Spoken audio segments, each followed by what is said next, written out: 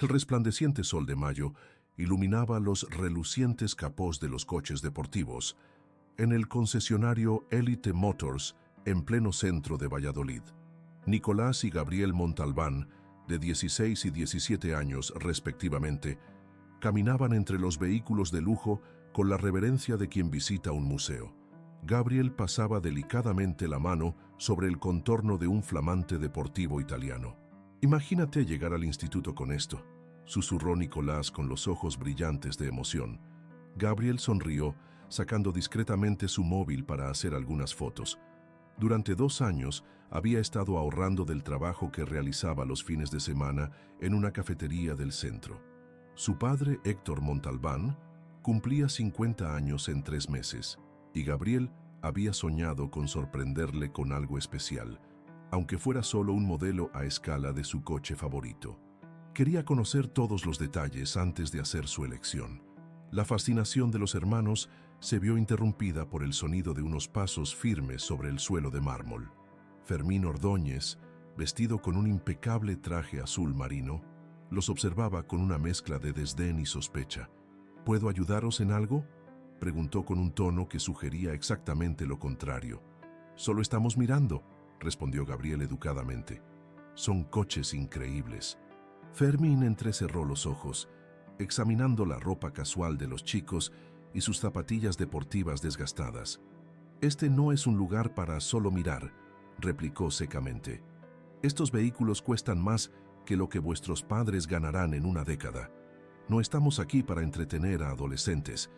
Varios clientes vestidos con trajes caros y relojes de lujo giraron la cabeza para observar la escena. Nicolás sintió cómo sus mejillas ardían de vergüenza. «Perdone, pero tenemos derecho a...», comenzó Gabriel, pero fue interrumpido. «Tenéis derecho a marcharos ahora mismo», sentenció Fermín, colocando una mano sobre el hombro de Gabriel y otra sobre el de Nicolás, guiándolos firmemente hacia la salida. «Volved cuando tengáis edad y dinero para estar aquí». La humillación quemaba en el pecho de los hermanos mientras eran escoltados fuera del establecimiento. El silencio de los otros clientes, que observaban la escena sin intervenir, resultaba ensordecedor. «Esto es injusto», murmuró Nicolás una vez en la calle. «Ni siquiera nos dio la oportunidad de explicarle». Gabriel apretó los puños, respirando profundamente para controlar su rabia. «Vamos a casa», dijo finalmente. «Esto no se va a quedar así». Aquella noche, durante la cena familiar en la elegante residencia de los Montalbán, en el barrio de La Victoria, los hermanos permanecieron inusualmente silenciosos. Héctor, presidente de Montalbán Inversiones y uno de los empresarios más influyentes de Castilla y León, notó inmediatamente que algo no iba bien. «¿Ha pasado algo en el instituto?», preguntó, observando atentamente a sus hijos. Los hermanos intercambiaron miradas, debatiendo en silencio si debían contarlo. Finalmente, Nicolás habló. «Fuimos a ver coches esta tarde, al concesionario de lujo del centro. Nos echaron», añadió Gabriel con la voz tensa, «como si fuéramos delincuentes». Lucía Montalbán, que acababa de servir el postre, se detuvo en seco. Un recuerdo doloroso cruzó su rostro. Héctor dejó los cubiertos sobre la mesa con cuidado, como si temiera romperlos si aplicaba demasiada fuerza. «¿Qué concesionario exactamente?», preguntó con una calma inquietante. «Elite Motors», respondió Nicolás. «Un vendedor, Fermín creo que ponía en su placa, nos dijo que no teníamos ni edad ni dinero para estar allí».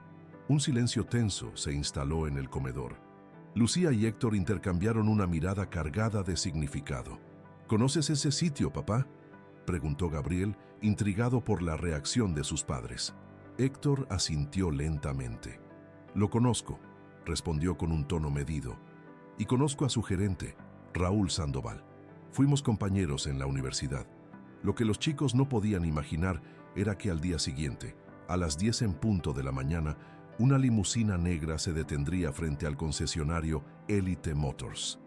Héctor Montalbán, vestido con un traje hecho a medida que costaba más que muchos de los coches de gama media del establecimiento, descendería del vehículo con una expresión serena que ocultaba una determinación inquebrantable. En su despacho del Centro Financiero de Valladolid, Héctor había pasado la noche anterior revisando informes sobre el grupo empresarial al que pertenecía el concesionario. Su expresión se había tornado sombría al descubrir que el grupo Velasco, propietario de Elite Motors, atravesaba serias dificultades financieras y buscaba inversores desesperadamente. Ahora, mientras entraba en el reluciente establecimiento, Héctor no venía como un padre indignado buscando justicia para sus hijos. Venía como un estratega, dispuesto a convertir un acto de discriminación en una lección que transformaría no solo aquel concesionario, sino toda la comunidad empresarial de Valladolid. Al cruzar las puertas de cristal, todos los vendedores giraron la cabeza, reconociendo inmediatamente a uno de los hombres más poderosos de la región, todos menos Fermín Ordóñez, que se acercó con una sonrisa ensayada. «Buenos días, señor. Bienvenido a Elite Motors. ¿En qué puedo ayudarle?» Héctor sonrió levemente. «Buenos días. Me interesa ver el modelo más exclusivo que tengan disponible». Fermín asintió con entusiasmo, sin reconocer al padre de los chicos que había expulsado el día anterior. «Por supuesto, señor. Permítame mostrarle nuestra joya, el nuevo Gran Turismo Lusso, recién llegado de Italia. Solo hay 3 unidades en toda España». Mientras caminaban hacia el vehículo, Héctor preguntó casualmente, «¿Lleva mucho tiempo trabajando aquí?» «8 años, señor», respondió Fermín con orgullo. «Soy el vendedor con mejores resultados del concesionario».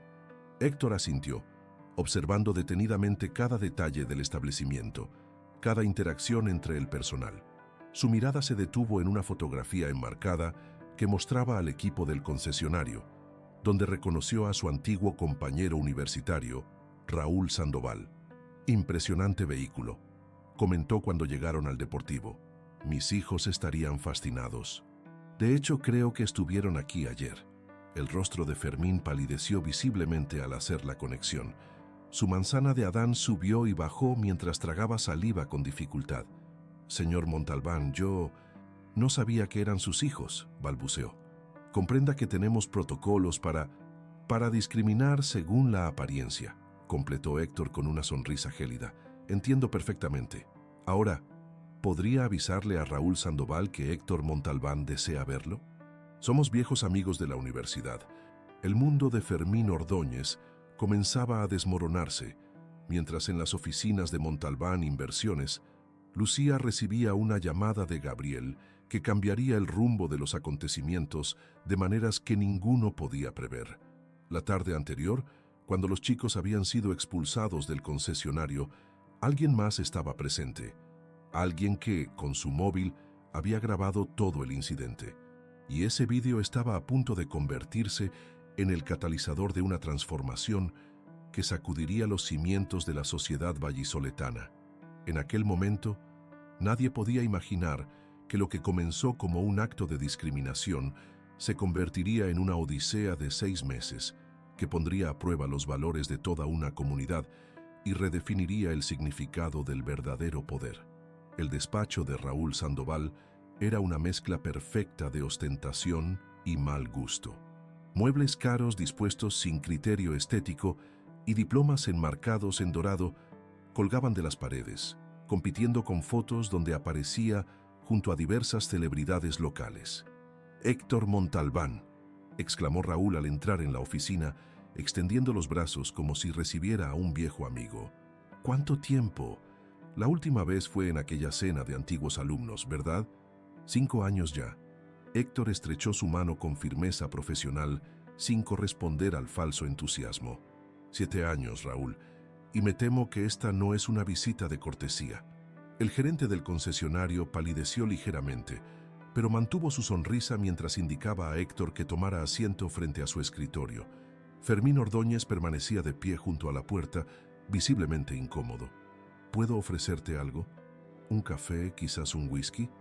Tengo un Macallan de 18 años que preferiría que habláramos de lo que sucedió ayer con mis hijos», interrumpió Héctor con calma.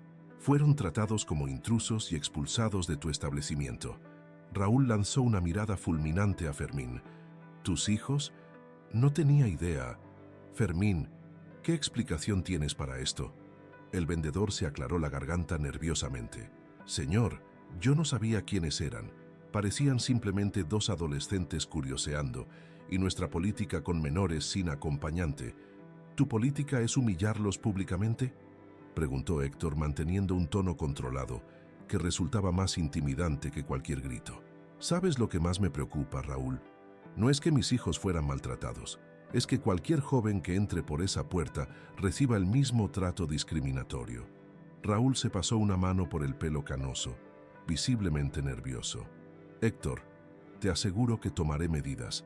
Fermín será sancionado y revisaremos nuestros protocolos de atención al cliente inmediatamente.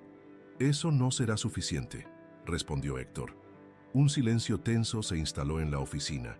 Finalmente, Raúl hizo un gesto a Fermín para que los dejara solos. Cuando la puerta se cerró, el gerente se desplomó ligeramente en su silla. «Estamos en una situación complicada, Héctor», confesó con voz cansada.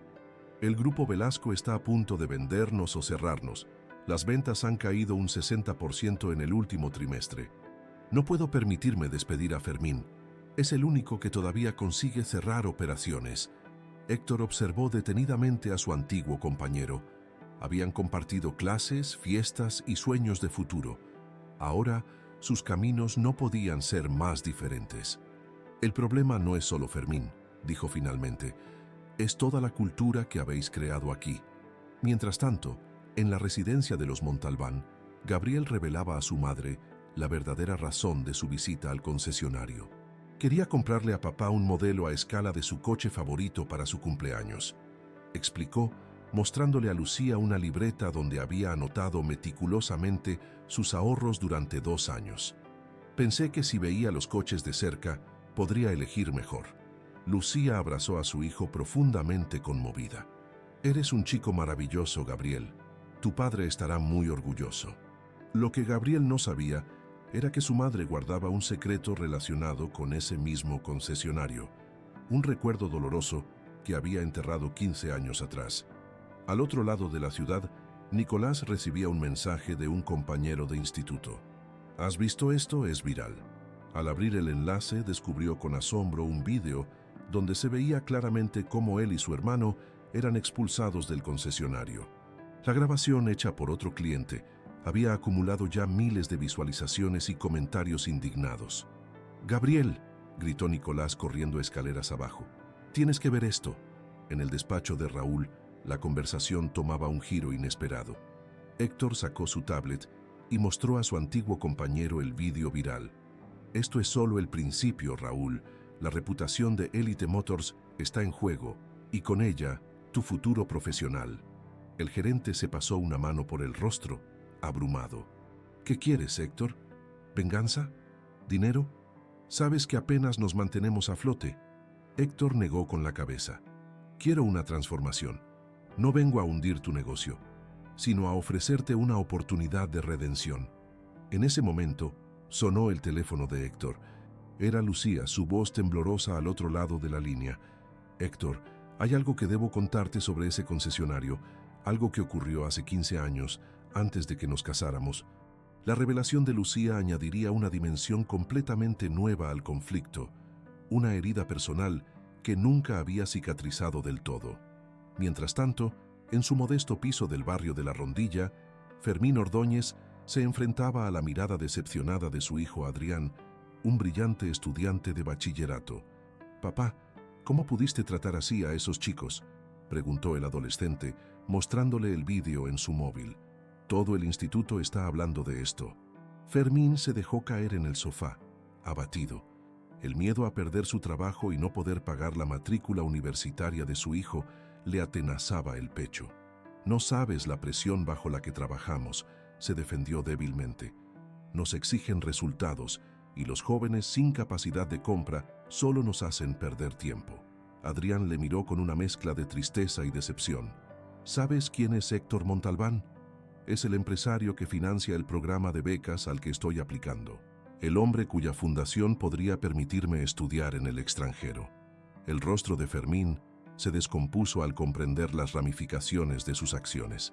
No solo había puesto en peligro su propio empleo, también podría haber destruido el futuro de su hijo.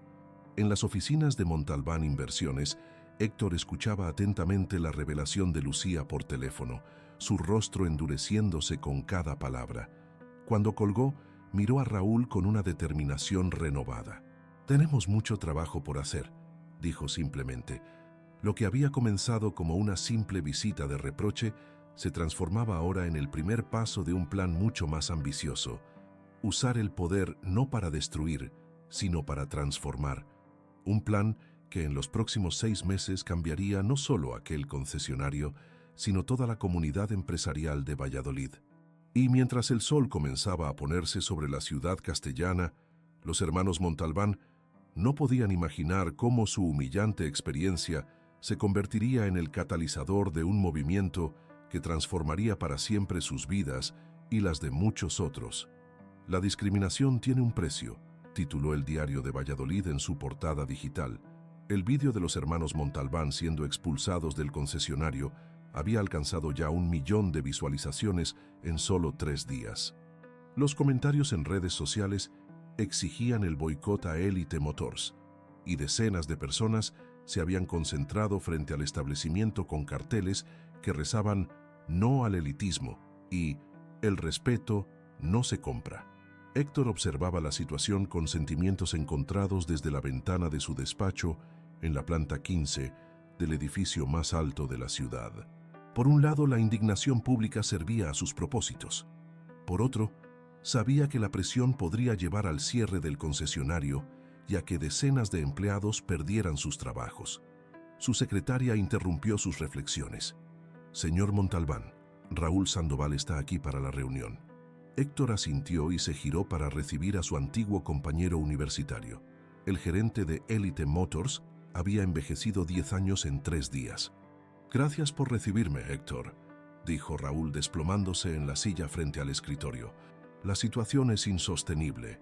Hemos perdido el 90% de las visitas y los pocos clientes que entran lo hacen para recriminarnos». Héctor le ofreció un café, que Raúl aceptó con manos temblorosas. «Te advertí que esto solo era el principio», respondió con calma. «Pero no he orquestado estas protestas, si es lo que estás pensando». Raúl negó con la cabeza. «Lo sé. Es la reacción natural de una sociedad que ya no tolera ciertos comportamientos. Héctor, necesito tu ayuda, no solo por mí, sino por las 15 familias que dependen de ese concesionario». En ese momento, la puerta del despacho se abrió y entró Lucía. Su elegancia natural contrastaba con la tensión en su rostro. «Buenos días, Raúl», saludó con frialdad. «Hace mucho tiempo». El gerente se levantó, visiblemente incómodo. «Señora Montalbán, no esperaba verla. Creo que es importante que esté presente», intervino Héctor, «sobre todo después de lo que me contó». Lucía tomó asiento junto a su marido, mirando directamente a Raúl. «Hace 15 años, cuando intenté comprar mi primer coche con el dinero que había ganado como arquitecta, entré sola a Elite Motors. Tú eras el vendedor entonces, Raúl. ¿Recuerdas lo que me dijiste?». Raúl palideció, evitando su mirada. «Lucía, eso fue hace mucho tiempo. Me dijiste que quizás debería visitar un concesionario más acorde a mi presupuesto y sugeriste que mi marido o mi padre deberían acompañarme para tomar una decisión tan importante», continuó ella con voz firme. «Salí humillada, igual que mis hijos ayer. La diferencia es que yo nunca tuve el valor de denunciarlo». Héctor tomó la mano de su esposa, dándole un apretón de apoyo. «Lo que le sucedió a Lucía y ahora a nuestros hijos no son incidentes aislados, Raúl. Son síntomas de una cultura empresarial tóxica que discrimina por apariencia, género o edad. Y eso es precisamente lo que vamos a cambiar». Raúl se hundió en la silla, derrotado. «¿Qué propones?». Héctor deslizó una carpeta sobre la mesa. Un plan de transformación en 3 fases. Primero, una disculpa pública y transparente. Segundo, un programa de capacitación para todo el personal en atención inclusiva. Y tercero, la implementación de un nuevo modelo de negocio que valore la diversidad como activo empresarial. «¿Y a cambio?», preguntó Raúl, escéptico. «A cambio, Montalbán Inversiones estudiará la posibilidad de entrar como socio minoritario en el Grupo Velasco, inyectando el capital que necesitáis para sobrevivir». Los ojos de Raúl se iluminaron con un rayo de esperanza. «¿Harías eso?». «No por ti, ni siquiera por el concesionario», respondió Héctor. «Lo haría porque creo que esta crisis puede convertirse en una oportunidad para toda la comunidad empresarial de Valladolid. Mientras esta conversación tenía lugar, Gabriel y Nicolás enfrentaban sus propios desafíos en el instituto. Los comentarios sobre el vídeo viral los habían convertido en el centro de atención. «Mi padre dice que vuestro padre va a arruinar a Elite Motors», les espetó un compañero durante el recreo, «que está usando su poder para vengarse». «No conoces a nuestro padre», respondió Gabriel con calma. «Él no busca venganza, busca justicia». Nicolás, siempre más temperamental, añadió: «Además, ¿por qué defiendes a una empresa que discrimina? ¿Te parece bien lo que nos hicieron?». El debate se calentó atrayendo a más estudiantes. Entre ellos estaba Adrián Ordóñez, hijo de Fermín, que observaba la escena con expresión conflictiva. Finalmente, para sorpresa de todos, se acercó al grupo. «Lo que hizo mi padre estuvo mal», dijo con voz clara. «Y lo reconoce». Un silencio expectante se instaló en el patio. Adrián miró directamente a los hermanos Montalbán. «Mi padre ha sido suspendido de empleo. Está devastado, no solo por su trabajo, sino porque se da cuenta del error que cometió». Las palabras de Adrián añadían una nueva dimensión al conflicto. Los hermanos Montalbán se enfrentaban ahora a las consecuencias humanas de la situación. Esa tarde, durante la cena familiar, Nicolás planteó la cuestión. «Papá, ¿qué pasará con los empleados del concesionario? No todos son como ese vendedor». Héctor miró a su hijo con orgullo. A pesar de haber sido discriminado, Nicolás se preocupaba por el bienestar de otros. «Precisamente por eso no quiero hundir el negocio, sino transformarlo», explicó. «La verdadera venganza sería dejarlos caer, pero eso no resolvería el problema de fondo». Lucía, que había permanecido pensativa durante la conversación, intervino. «Hay algo más que debéis saber. El concesionario forma parte de un grupo empresarial más grande, el Grupo Velasco, que está en venta. Vuestro padre está considerando comprarlo». Los ojos de los hermanos se abrieron con sorpresa. «¿Comprarías la empresa que nos discriminó?», preguntó Gabriel incrédulo. «Compraría la oportunidad de cambiarla desde dentro», matizó Héctor, «de convertirla en un ejemplo de inclusión y respeto». Mientras la familia Montalbán debatía el futuro del concesionario, Fermín Ordóñez enfrentaba una difícil conversación con su hijo en su pequeño apartamento. «El señor Montalbán ha solicitado reunirse conmigo mañana», dijo mirando fijamente su taza de café, «probablemente para confirmar mi despido». Adrián, que estaba preparando la cena, se detuvo. «Papá, quizás deberías contarle la verdad. ¿Por qué te comportas así con los clientes jóvenes?». Fermín negó con la cabeza. «No busco excusas para mi comportamiento». «No es una excusa, es una explicación», insistió Adrián. «Desde que mamá nos dejó y tuviste que criarme solo, has vivido con el miedo constante de no poder darme un buen futuro. Ese miedo te ha cambiado». Fermín miró a su hijo con ojos húmedos. A sus 55 años, se enfrentaba a la posibilidad de quedarse sin trabajo en una ciudad con pocas oportunidades para alguien de su edad. «Iré a esa reunión con la cabeza alta», dijo finalmente, «y aceptaré las consecuencias de mis actos». Lo que Fermín no podía imaginar era que aquella reunión cambiaría el rumbo de su vida de maneras imposibles de prever. Que el hombre cuya familia había humillado le ofrecería no solo redención, sino una oportunidad de participar en algo mucho más grande que sí mismo. Y mientras la noche caía sobre Valladolid, en el despacho de Héctor Montalbán, un plan tomaba forma. Un plan que pondría a prueba no solo su poder económico, sino sus principios más profundos. Un plan que transformaría una humillación en el catalizador de un cambio social que nadie había previsto. La tercera semana tras el incidente amaneció con una noticia inesperada. Héctor Montalbán lanza una campaña contra la discriminación en el comercio. Todos los medios locales recogían el anuncio del empresario. En lugar de demandar al concesionario o buscar su cierre, había creado una fundación para promover prácticas inclusivas en el sector servicios. «No buscamos señalar culpables, sino transformar mentalidades», declaró Héctor ante las cámaras, con sus hijos y su esposa a su lado. «Lo que le sucedió a mi familia le ocurre diariamente a personas sin nuestros recursos o influencia». La reacción fue inmediata y polarizada. Mientras muchos aplaudían la iniciativa, Otros criticaban lo que consideraban una estrategia de relaciones públicas para mejorar la imagen de Montalbán Inversiones. En el Instituto Zorrilla, los hermanos Montalbán enfrentaban opiniones divididas entre sus compañeros. Durante la clase de ética, el profesor propuso un debate sobre el caso que había sacudido la ciudad. ¿Es justo utilizar el poder económico para forzar cambios sociales?, planteó el docente. ¿O debemos confiar únicamente en la educación y la concienciación? Nicolás levantó la mano inmediatamente. No se trata de imponer, sino de liderar con el ejemplo. Mi padre podría haber hundido ese concesionario, pero en su lugar está ofreciendo una alternativa constructiva. Desde el fondo del aula una voz discrepó.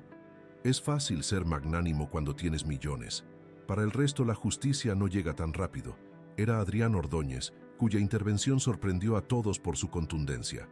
Mi padre cometió un error, pero ahora está siendo juzgado por toda la ciudad. ¿Es eso justicia o linchamiento público? La tensión era palpable. Gabriel, siempre más reflexivo que su hermano, intervino. Tienes razón, Adrián. Por eso mi padre insiste en que la solución no es destruir, sino construir algo mejor. El debate en el aula reflejaba el que se producía en toda la ciudad. Mientras tanto, en las oficinas de Montalbán Inversiones, Héctor recibía a un visitante inesperado, Fermín Ordóñez. El vendedor suspendido entró en el despacho con una mezcla de miedo y determinación. Héctor lo saludó con formalidad profesional. Gracias por venir, señor Ordóñez. Por favor, tome asiento. Fermín se sentó, con la espalda recta y las manos ligeramente temblorosas. Señor Montalbán, antes de que diga nada, me gustaría expresar mi más sincero arrepentimiento por lo sucedido con sus hijos. Mi comportamiento fue inexcusable. Héctor estudió al hombre frente a él. No veía arrogancia ni falsedad, sino a un profesional aterrorizado por perder el sustento de su familia. Aprecio su disculpa, pero no le he citado para recibirla personalmente. Le he llamado porque quiero entender. ¿Entender?, preguntó Fermín desconcertado. Sí, entender que lleva a un profesional con 20 años de experiencia a tratar así a dos adolescentes. Quiero comprender la cultura que permite ese comportamiento. Y quiero saber si usted estaría dispuesto a formar parte de la solución. Los ojos de Fermín se abrieron con sorpresa. No comprendo. Le estoy ofreciendo un puesto en nuestra nueva fundación, explicó Héctor. Quiero que comparta su experiencia, que explique a otros vendedores cómo la presión, los prejuicios y una cultura tóxica pueden llevarles a actuar contra sus propios valores. La propuesta dejó a Fermín sin palabras. De todas las posibilidades que había imaginado, esta era la más inesperada. Señor Montalbán, ¿por qué yo? ¿Por qué no buscar a alguien sin mi historial? Porque usted ha experimentado ambos lados. La presión por vender a toda costa y ahora las consecuencias de hacerlo sin ética. Su testimonio sería más poderoso que cualquier teoría. Mientras esta conversación tenía lugar, Lucía Montalbán recibía en su estudio de arquitectura a Raúl Sandoval. A diferencia de la fría recepción anterior, esta vez lo invitó con una actitud más abierta. He venido a disculparme personalmente, dijo Raúl, claramente incómodo. No solo por lo sucedido con tus hijos, sino por cómo te traté hace 15 años. Lucía lo observó con una mezcla de distancia y curiosidad. ¿Qué ha cambiado, Raúl? ¿El miedo a perder tu negocio o algo más profundo? Raúl suspiró, mirando por la ventana hacia la Plaza Mayor. Ambas cosas. El escándalo me ha obligado a confrontar verdades incómodas sobre cómo dirijo mi empresa. Y he recordado por qué empecé en este negocio. Me apasionaban los coches, no el estatus que representan. La sinceridad en su voz sorprendió a Lucía. Por primera vez, vio un atisbo del joven idealista que había conocido en la universidad. Héctor me ha hablado de su plan para transformar el concesionario, dijo ella.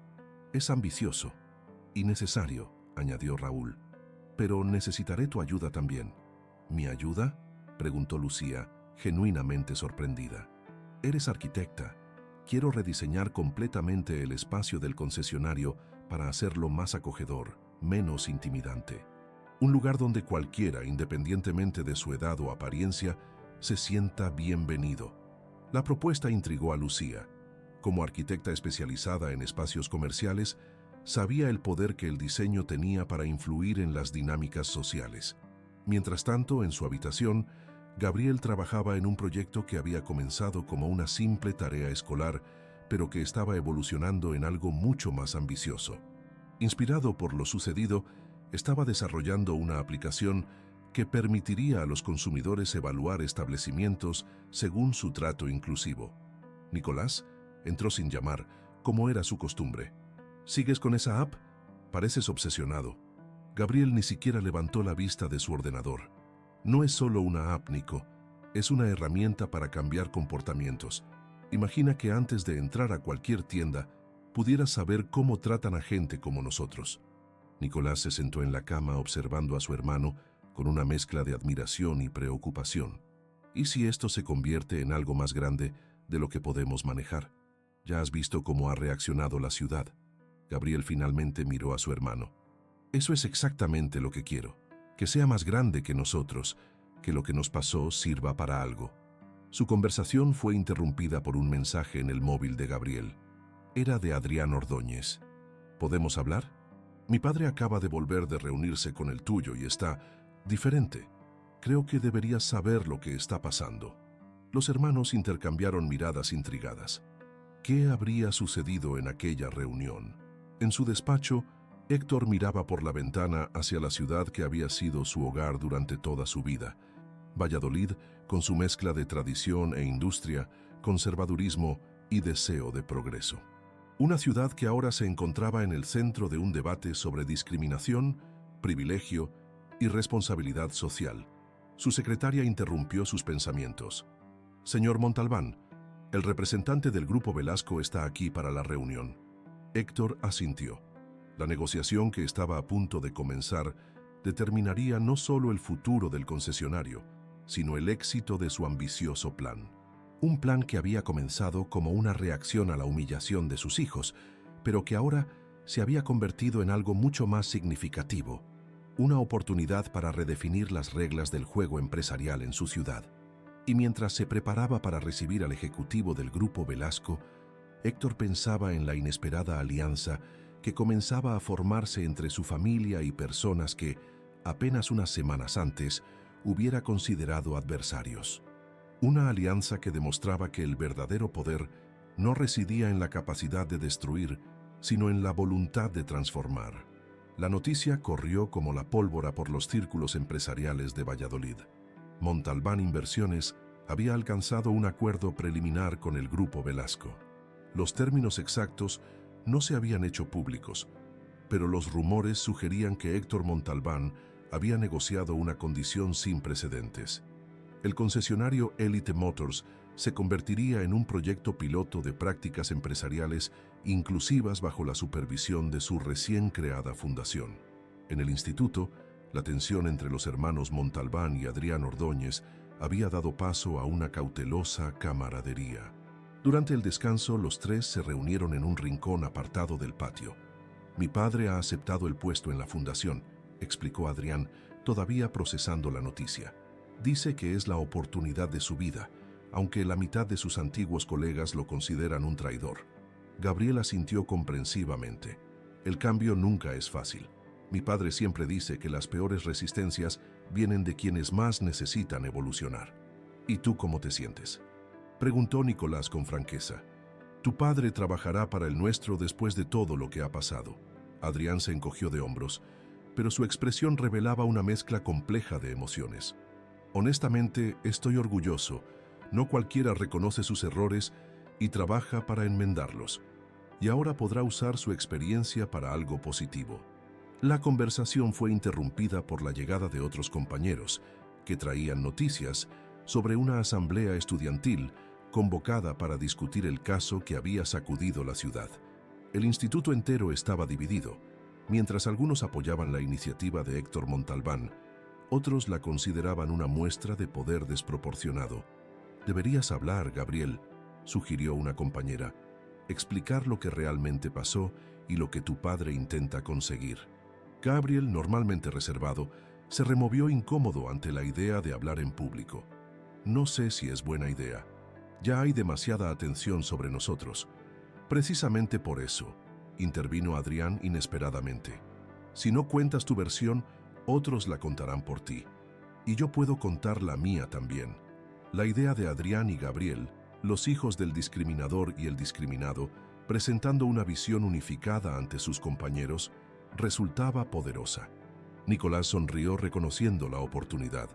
Podría ser el comienzo de algo importante, Gaby, y podríamos presentar tu aplicación como parte de la solución. Mientras los adolescentes planeaban su intervención en la asamblea estudiantil, en el despacho de Lucía Montalbán, ella y Raúl Sandoval revisaban los primeros bocetos del rediseño del concesionario. «Has eliminado todas las barreras visuales», observó Raúl estudiando los planos. «Y los espacios VIP segregados».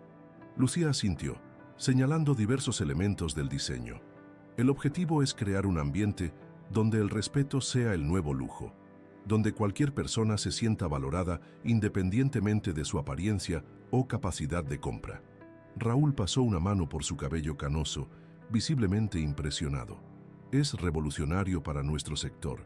La mayoría de concesionarios de lujo están diseñados precisamente para intimidar, para crear esa sensación de exclusividad.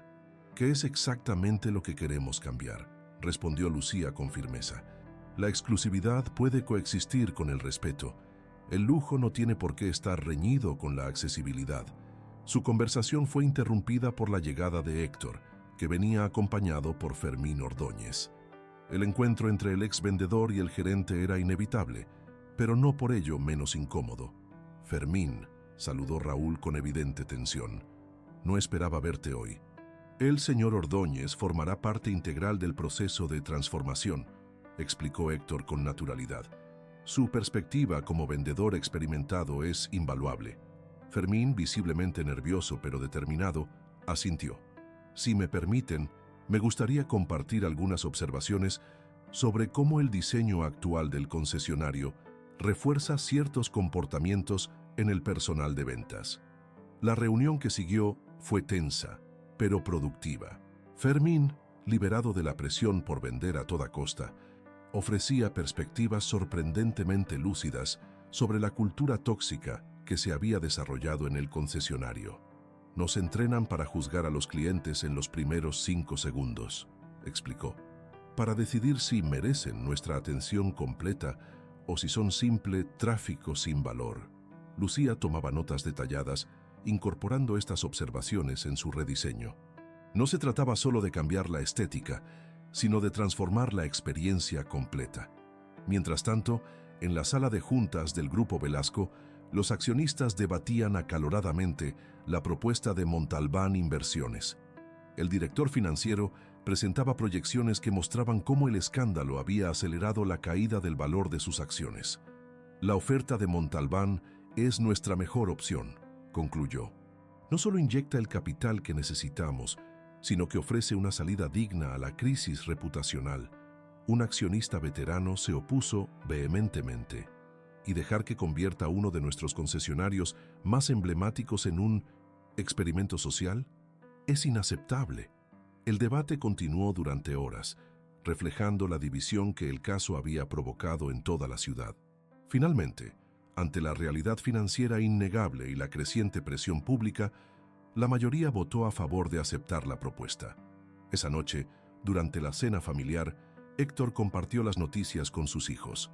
«El acuerdo está casi cerrado. En cuanto se firme, comenzaremos la transformación del concesionario». Gabriel y Nicolás intercambiaron miradas de satisfacción. «Papá, hay algo que queremos contarte», dijo Gabriel.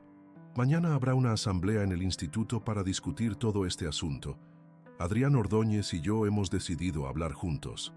Héctor dejó los cubiertos, genuinamente sorprendido. «¿Tú y el hijo de Fermín? Eso es inesperado. Creemos que si nosotros podemos superar lo sucedido y trabajar juntos, será un mensaje poderoso para todos», explicó Nicolás. Además, Gabriel presentará su aplicación. Lucía, que había permanecido en silencio, observando el entusiasmo de sus hijos, intervino. «Es extraordinario cómo algo que comenzó de forma tan negativa se está convirtiendo en un catalizador de cambio. No solo para esa empresa, sino para toda la comunidad». Héctor asintió pensativo. Y para nuestra familia también. Hace un mes, jamás hubiera imaginado trabajar codo con Raúl Sandoval o Fermín Ordóñez. Lo que ninguno de ellos podía prever era que la asamblea estudiantil del día siguiente se convertiría en un punto de inflexión inesperado, que el discurso conjunto de Gabriel y Adrián resonaría mucho más allá de los muros del instituto, llegando a medios nacionales siempre ávidos de historias de reconciliación en tiempos polarizados. Y mientras en la modesta vivienda de los Ordóñez, Fermín explicaba a su hijo los detalles de su nuevo rol en la fundación, una idea comenzaba a germinar en la mente de Adrián.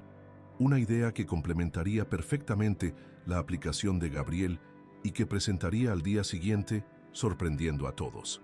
Un programa de mentorías donde estudiantes de distintos orígenes socioeconómicos intercambiarían experiencias y perspectivas. El cuarto mes desde el incidente comenzó con un anuncio que sacudió el panorama empresarial de Valladolid, la firma oficial del acuerdo entre Montalbán Inversiones y el Grupo Velasco. Los términos, ahora públicos, confirmaban lo que muchos habían anticipado. Héctor Montalbán había adquirido una participación del 30% en el grupo, convirtiéndose en socio estratégico con poder de decisión sobre la dirección del concesionario Elite Motors. Revolución en el lujo. Elite Motors será el primer concesionario inclusivo de España, titulaba la prensa económica. El anuncio generó reacciones encontradas en el sector. Mientras algunos lo celebraban como una visión innovadora, otros lo criticaban como una concesión a la corrección política, que diluiría la experiencia premium. En la primera reunión del nuevo consejo directivo, Héctor presentó formalmente el ambicioso plan de transformación. No estamos simplemente rediseñando un concesionario, explicó ante los accionistas. Estamos creando un nuevo paradigma empresarial donde la excelencia y la inclusión no solo coexisten, sino que se refuerzan mutuamente. A su lado, Raúl Sandoval, confirmado como director del proyecto de transformación, añadió: nuestros estudios de mercado muestran un cambio generacional en la percepción del lujo. Los nuevos compradores de alta gama valoran la responsabilidad social tanto como el prestigio de la marca. La presentación incluía los diseños de Lucía para el renovado espacio, así como el programa de capacitación desarrollado por Fermín Ordóñez, quien sorprendentemente había encontrado su vocación en la formación de personal. Lo más difícil será cambiar la mentalidad de los vendedores veteranos, advirtió Fermín. Han pasado décadas perfeccionando técnicas que ahora consideramos discriminatorias. Uno de los accionistas, visiblemente escéptico, intervino. Todo esto suena muy noble, pero ¿cómo afectará a nuestros resultados? El lujo se vende en parte por su exclusividad. Héctor respondió con cifras concretas, mostrando casos de éxito internacionales donde marcas premium habían incrementado sus ventas al adoptar políticas más inclusivas. El verdadero lujo del siglo XXI es la autenticidad y el impacto social positivo, concluyó, y seremos pioneros en demostrarlo. Mientras tanto, en el Instituto Zorrilla, la asamblea estudiantil había desencadenado un movimiento inesperado. El discurso conjunto de Gabriel y Adrián, en el que habían presentado sus iniciativas complementarias, la aplicación de evaluación y el programa de mentorías, había inspirado a docenas de estudiantes a sumarse al proyecto. Esto ha superado todas nuestras expectativas, comentó Gabriel a su hermano, mientras observaban a un grupo de compañeros programando voluntariamente después de clase. Comenzamos con una idea básica y ahora hay 30 personas trabajando en ella. Nicolás, que había asumido naturalmente el rol de coordinador de comunicación del proyecto, sonrió. Espera a que papá vea la presentación que estamos preparando para el festival comunitario. Va a flipar. El festival, originalmente concebido por Héctor como un evento modesto para promover la diversidad local, había evolucionado en un acontecimiento mucho más ambicioso. Bajo la dirección entusiasta de Lucía, se había convertido en una celebración que combinaría gastronomía, música, arte y diálogo social. ¿Has visto la lista de inscritos?, preguntó Nicolás. Hay más de 50 empresas locales que quieren participar. Hasta nuestros críticos más duros parecen interesados. Gabriel asintió, recordando algo que su padre repetía a menudo. Las personas resistentes al cambio necesitan ver resultados concretos para superar su escepticismo. Esa tarde, en una cafetería cercana al instituto, los hermanos Montalbán se reunieron con Adrián y otros compañeros para ultimar detalles del festival. La camaradería que se había desarrollado entre ellos resultaba sorprendente considerando cómo había comenzado todo.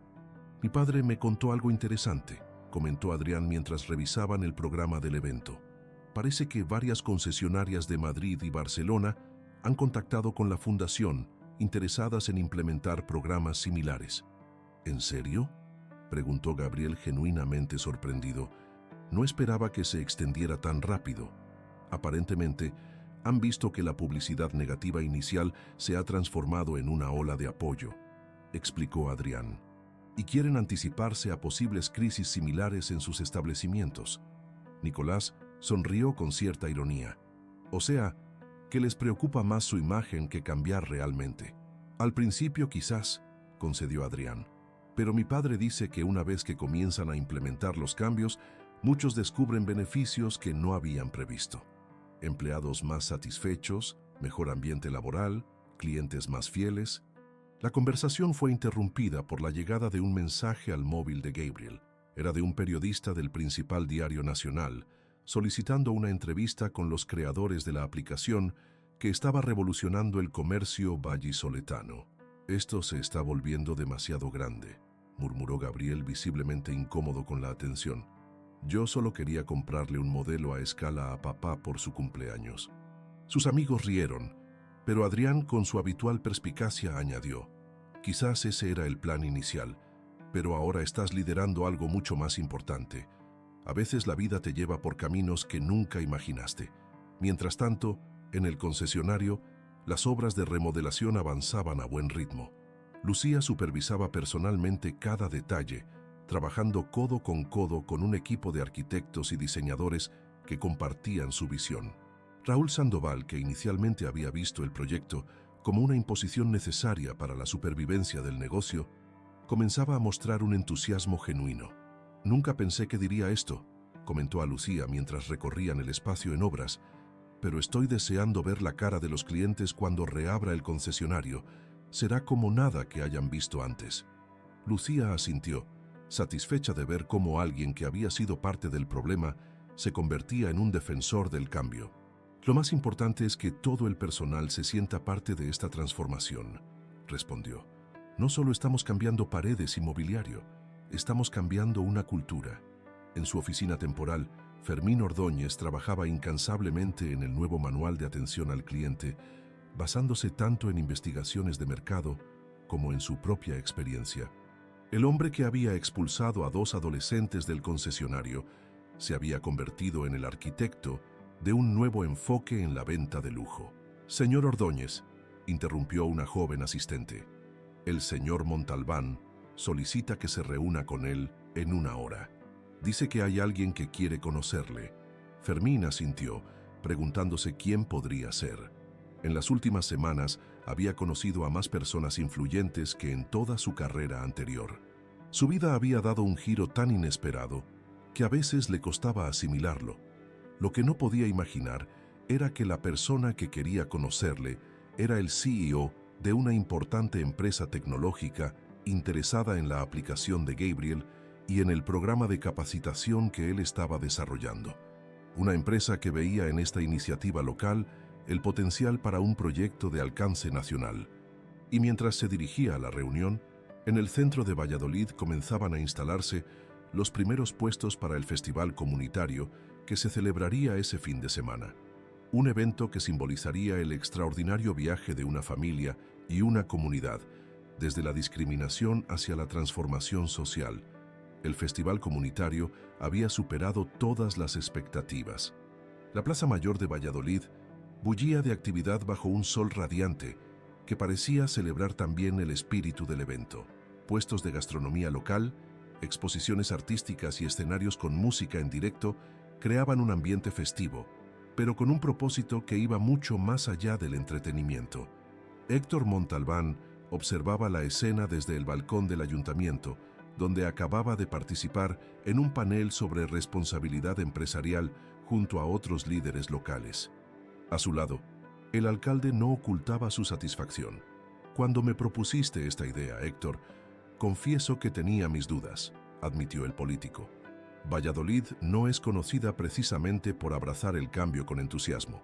Héctor sonrió, reconociendo la tradicional resistencia de su ciudad natal a las innovaciones sociales. A veces, solo necesitamos un catalizador, una razón para cuestionarnos prácticas que hemos normalizado durante demasiado tiempo. Su conversación fue interrumpida por la llegada de Lucía, radiante en un elegante vestido que combinaba profesionalidad y festividad. «Tienes que venir a ver esto», dijo tomando del brazo a su marido. «Gabriel y sus amigos están presentando la aplicación y hay una cola enorme de personas esperando para probarla». El matrimonio se despidió del alcalde y se dirigió hacia la zona tecnológica del festival. Efectivamente, un nutrido grupo se agolpaba frente al stand donde Gabriel, Adrián y otros estudiantes mostraban el funcionamiento de Valladolid Inclusiva, la aplicación que permitía evaluar establecimientos según su trato igualitario. «Es asombroso ver a Gabriel así», comentó Héctor observando a su hijo normalmente reservado explicar con confianza las funcionalidades de la aplicación. Hace 2 meses apenas podía hablar en público sin sonrojarse. Lucía apretó su mano con complicidad. «Nuestros hijos han crecido más en estos meses que en años.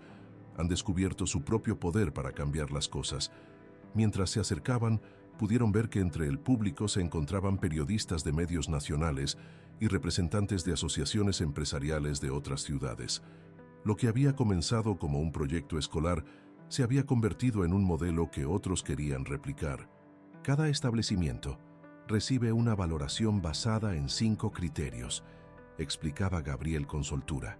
Accesibilidad física, trato igualitario, transparencia en precios, atención a la diversidad y formación del personal. Los usuarios pueden añadir comentarios específicos sobre su experiencia. Una periodista levantó la mano. ¿Cómo garantizáis que las valoraciones sean objetivas y no se utilice la aplicación para venganzas personales? Fue Adrián quien respondió, mostrando la madurez que había desarrollado en el proceso. Cada evaluación requiere una descripción detallada de la experiencia y pasa por un sistema de verificación. Además, damos siempre a los establecimientos la oportunidad de responder y mostrar cómo están abordando posibles problemas. Nicolás, que coordinaba la presentación, añadió: «No queremos crear una herramienta punitiva, sino un incentivo para la mejora continua. De hecho, ya tenemos más de 20 empresas locales que han solicitado participar en el programa de capacitación desarrollado por el señor Ordóñez». La mención de Fermín provocó que Héctor lo buscara con la mirada. Lo encontró a unos metros de distancia, observando con orgullo no disimulado la intervención de su hijo. Sus miradas se cruzaron y ambos hombres intercambiaron un sentimiento de reconocimiento mutuo, de adversarios a aliados en una causa común. A media tarde, el escenario principal acogió la presentación oficial del renovado concesionario Elite Motors, que reabriría sus puertas la semana siguiente. Raúl Sandoval, visiblemente emocionado, describió la transformación. «Hemos rediseñado completamente no solo el espacio físico, sino nuestra filosofía empresarial. Nuestro nuevo lema es: el verdadero lujo es el respeto, y lo aplicaremos en cada interacción con nuestros clientes». Las imágenes del nuevo concesionario, proyectadas en una pantalla gigante, mostraban un espacio luminoso, sin barreras visuales, con áreas comunes donde clientes de todos los perfiles podían sentirse cómodos. El contraste con el anterior diseño, deliberadamente intimidante y exclusivo, no podía ser mayor. Pero la transformación más importante, continuó Raúl, es la de nuestro equipo humano. Y para hablar de ello, quisiera invitar al escenario a la persona que ha liderado nuestro programa de capacitación, Fermín Ordóñez. Un murmullo recorrió el público. Muchos conocían la historia. El vendedor que había discriminado a los hijos de Montalbán ahora era parte integral del proyecto de transformación. Fermín subió al escenario con pasos decididos, pero humildes. «Hace 5 meses cometí un error que cambió mi vida», comenzó, con voz firme pero emocionada. «Juzgué a 2 jóvenes por su apariencia y los traté de una manera que ahora me avergüenza profundamente. El silencio era absoluto. Incluso quienes habían acudido por simple curiosidad, escuchaban con atención. Ese error, doloroso como fue, me dio la oportunidad de cuestionarme prácticas que había normalizado durante 20 años de carrera. Prácticas que no solo dañaban a nuestros clientes, sino que nos deshumanizaban a nosotros como profesionales. Fermín explicó cómo el programa de capacitación no se limitaba a enseñar técnicas de venta inclusivas, sino que trabajaba en la transformación profunda de actitudes y prejuicios arraigados. La semana que viene, cuando reabra el concesionario, verán a un equipo completamente renovado. No solo en su formación, sino en su visión de lo que significa el verdadero servicio al cliente. Cuando terminó su intervención, los aplausos fueron ensordecedores. La sinceridad de su discurso había conectado con el público de manera profunda. Entre los más entusiastas aplaudiendo estaban Gabriel y Nicolás Montalbán. La jornada culminó con una cena de gala en beneficio de la nueva fundación, donde empresarios locales, políticos y representantes de la sociedad civil se comprometieron con iniciativas específicas para promover la inclusión en sus respectivos ámbitos. Durante la cena, Héctor fue abordado por el CEO de una importante multinacional. «Lo que habéis logrado aquí es extraordinario, Montalbán», reconoció el ejecutivo. «Habéis convertido una crisis potencial en una oportunidad de transformación. Nos gustaría explorar cómo implementar un programa similar en nuestras filiales europeas». Mientras Héctor discutía los detalles, no podía evitar maravillarse ante cómo había evolucionado la situación. Lo que comenzó como una reacción indignada ante la humillación de sus hijos, se había convertido en un movimiento que trascendía fronteras y sectores.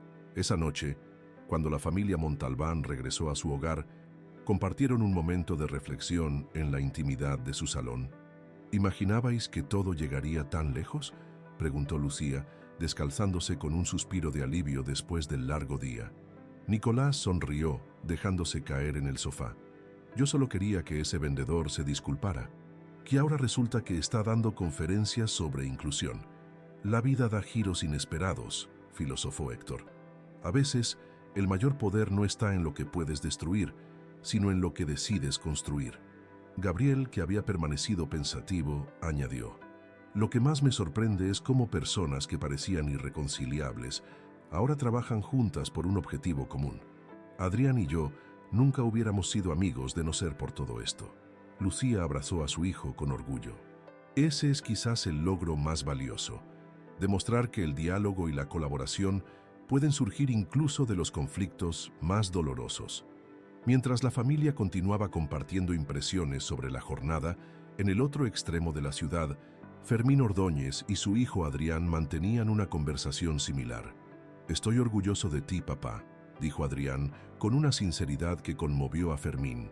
No cualquiera es capaz de reconocer sus errores públicamente y trabajar para enmendarlos. Fermín, emocionado, abrazó a su hijo. «Y yo estoy orgulloso de ti, Adrián. Tu valentía para tender puentes con los hermanos Montalbán me enseñó más de lo que imaginas». En ese momento, ninguna de las dos familias podía anticipar completamente el impacto que sus acciones tendrían en los meses siguientes. Como el modelo desarrollado en Valladolid inspiraría iniciativas similares en otras ciudades. Cómo la aplicación creada por Gabriel y sus amigos se convertiría en una herramienta de referencia nacional. Cómo la historia de transformación personal de Fermín resonaría en sectores que ni siquiera habían considerado. Y todo porque dos adolescentes habían querido ver coches deportivos una tarde de primavera, y un padre había decidido que la respuesta a la discriminación no era la destrucción, sino la transformación. 6 meses después del incidente que lo había desencadenado todo, el concesionario Elite Motors celebraba una ceremonia especial. No se trataba de la presentación de un nuevo modelo de lujo, sino de la graduación de la primera promoción del Programa de Excelencia en Atención Inclusiva, desarrollado por la Fundación Montalbán en colaboración con la Universidad de Valladolid. El espacio, completamente renovado según el diseño de Lucía, apenas recordaba al antiguo concesionario. Las barreras visuales habían desaparecido, sustituidas por áreas abiertas, donde los vehículos de lujo compartían protagonismo con exposiciones de arte local y espacios de conversación. Las ventas, lejos de disminuir como habían pronosticado los escépticos, habían aumentado un 40% en el último trimestre. En el estrado, Héctor Montalbán aguardaba su turno para intervenir mientras escuchaba el discurso de Raúl Sandoval, irreconocible en su entusiasmo por el nuevo enfoque empresarial. Cuando comenzamos este proyecto, muchos lo consideraron una imposición o, en el mejor de los casos, una estrategia de marketing, confesaba Raúl ante la atenta audiencia. Hoy puedo afirmar con absoluta sinceridad que ha sido la transformación más valiosa de mi carrera profesional. Entre el público, Gabriel y Nicolás Montalbán asistían con una mezcla de orgullo y asombro. A su lado, Adrián Ordóñez, ahora su inseparable amigo, documentaba el evento para el reportaje especial que estaban preparando para el periódico del instituto. ¿Quién hubiera imaginado que acabaríamos aquí?, susurró Nicolás a su hermano. Todo porque quisiste comprarle a papá un modelo a escala. Gabriel sonrió, recordando aquel día que parecía tan lejano y, sin embargo, había cambiado el rumbo de tantas vidas. Las grandes transformaciones a veces comienzan con pequeños gestos, respondió, repitiendo una frase que su padre había convertido en el lema de la fundación. La aplicación que Gabriel había desarrollado junto a sus compañeros se había convertido en un fenómeno nacional. Más de 200.000 descargas en 6 meses y acuerdos con asociaciones empresariales de todo el país para implementar sistemas de evaluación similares. Lo que comenzó como un proyecto escolar ahora era objeto de estudio en facultades de economía y escuelas de negocios. Cuando llegó el turno de Héctor, su discurso sorprendió a muchos por su brevedad y humildad. Hace 6 meses, cuando mis hijos fueron discriminados en este mismo espacio, mi primera reacción fue la indignación, reconoció ante la audiencia. Pensé en utilizar mi influencia para cerrar este negocio, para castigar a quienes habían humillado a mi familia. Hizo una pausa, observando los rostros atentos. Pero entonces comprendí que la verdadera transformación no viene de la destrucción, sino de la construcción conjunta. No de imponer, sino de colaborar. Y ese ha sido el verdadero milagro de estos meses. Ver cómo personas que partían de posiciones antagónicas han trabajado juntas por un objetivo común. Su mirada se detuvo en Fermín Ordóñez, que asistía al evento vestido con el uniforme de la fundación, símbolo de su extraordinaria transformación personal. Si hay un héroe en esta historia, no soy yo ni mi familia. Son personas como Fermín, que tuvieron la valentía de cuestionarse prácticas arraigadas durante décadas, o como Raúl, que transformó una crisis existencial en una oportunidad de reinvención. Finalizó su intervención anunciando la expansión del programa a otras 5 ciudades españolas y la creación de becas para jóvenes emprendedores sociales, financiadas con los beneficios generados por el renovado concesionario. El aplauso fue unánime, pero quizás el momento más emotivo llegó después, cuando la ceremonia oficial dio paso a un cóctel informal. Héctor se acercó a Gabriel, que charlaba animadamente con Adrián sobre la próxima fase de desarrollo de la aplicación. «Tengo algo para ti», dijo el empresario entregando a su hijo un pequeño paquete envuelto en papel plateado. Gabriel lo abrió con curiosidad, revelando una réplica perfecta a escala del deportivo que tanto le había fascinado aquella tarde en el concesionario. Sus ojos se humedecieron al comprender el simbolismo del regalo. «Sé que querías comprarme uno por mi cumpleaños», explicó Héctor visiblemente emocionado. «Tu madre me lo contó, pero al final me has regalado algo infinitamente más valioso, la oportunidad de redescubrir lo que realmente importa». Padre e hijo se fundieron en un abrazo que simbolizaba, mejor que cualquier discurso, la extraordinaria jornada que habían recorrido juntos. En el otro extremo del salón, Lucía conversaba